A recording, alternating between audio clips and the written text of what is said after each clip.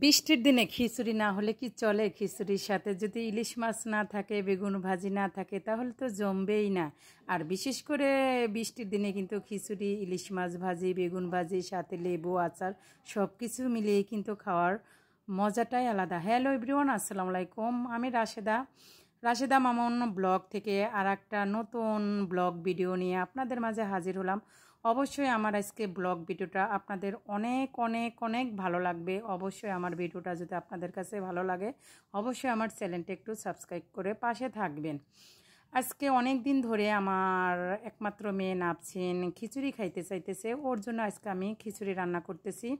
সাথে তো আপনারা প্রথমেই দেখতে পাচ্ছেন ইলিশ মাছ ভাজি, বেগুন ভাজি। আসলে খিচুড়ির সাথে কিন্তু বেগুন ভাজি, ইলিশ মাছ ভাজি না হলে কিন্তু চলে না। আর বিশেষ করে আমার আচার তো থাকবেই, আচার ছাড়া তো আমার মানে খিচুড়ির স্বাদটাই আমি পাই না। এই কারণে আমার সবসময় খিচুড়ির সাথে আমার আচারটা থাকবে। অবশ্যই আপনারা দেখতেছেন আমি কিন্তু প্রথমে খিচুড়িটা রান্না করছি, সাথে কিন্তু খিচুড়ির সাথে আমি কিছুটা সরিষার তেল দিয়ে দিছি।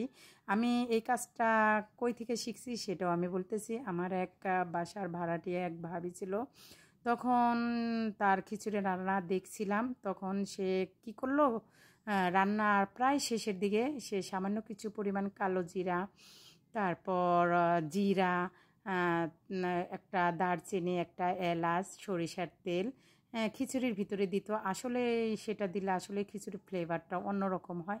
তার কাছ থেকে এই জিনিসটা আমার শেখা, তার কাছ থেকে শিখে আমি এই জিনিসটা এখন প্রতিনিয়ত খিচুড়ি রান্না করলেই এর ভিতরে দিয়ে দিই। অবশ্যই আপনারা একবার ট্রাই করে দেখবেন, আসলে দিলে খিচুড়ির ফ্লেভারটা অনেক ভালো লাগে, খিচুড়িটা খেতেও অনেক ভালো লাগে। যাই হোক, আমার খিচুড়ির রান্নাটা শেষ হয়ে গেছে। এদিকে আমি বেগুন ভেজে নিলাম।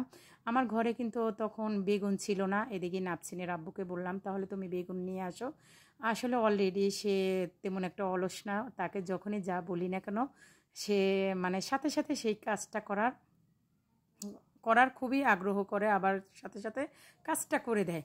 শেষে আমি বেগুন ভাজলাম, ইলিশ মাছ ভাজি ভাজলাম। আপনারা দেখতেই পাচ্ছেন ইলিশ মাছ ভাজি, বেগুন ভাজি, সাথে কিন্তু আবার আমি দুটা মরিচ ভাজছি। এটা কিন্তু আমার ইচ্ছা না, এটা নাপসিনের বাবার ইচ্ছা। নাপসিনের আব্বু বলতেছে খিচুড়ির সাথে দুইটা শুকনো মরিচ ভাজো। আমি কখনো খাই নাই খিচুড়ির সাথে শুকনো মরিচ। যাই হোক, তার জন্য দুটা শুকনো মরিচ ভাজলাম। এদিকে আমরা খাওয়ার জন্য সব কিছু প্রিপারেশন করছি। এদিকে আমি ভাবলাম আমার বাসায় একটা ভাড়াটিয়া থাকে, ওর নাম মিঠুন। ভাবলাম ওকেও ডাক দিই, ও কিছু হালকা পাতলা খাক।